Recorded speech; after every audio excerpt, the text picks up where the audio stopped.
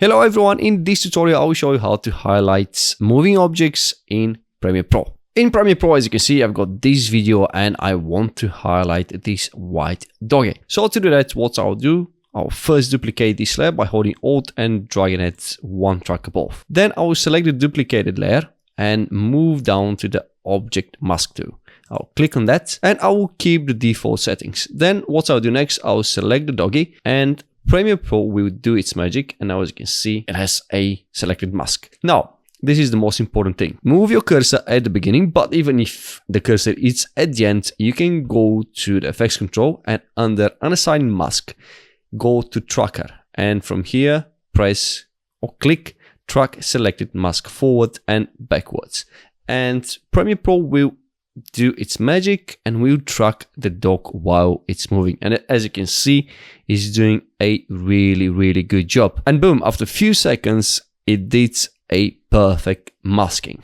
Now once the doggy is masked, what we'll do is grab this mask and drag it all the way to the opacity and just drop it over the opacity. So what we did just now is removing the background from this video. Now, once this is done, and if you want this effect to work, select the duplicated layer and then right click and nest. You can put whatever name you like on the nested layer. Once the clip is nested, I will go to effects and from there I'm going to type down glow. So scroll down and grab the VR glow effects under immersive video. Then I'll drop it over the nested layer, and the next thing I will do is go to the effects controls, scroll down, find the VR glow and make sure that you tick the use thin color. Now from white I will change it to pink because I don't know why pink. And then what else I will do is reduce the luma threshold so we can get this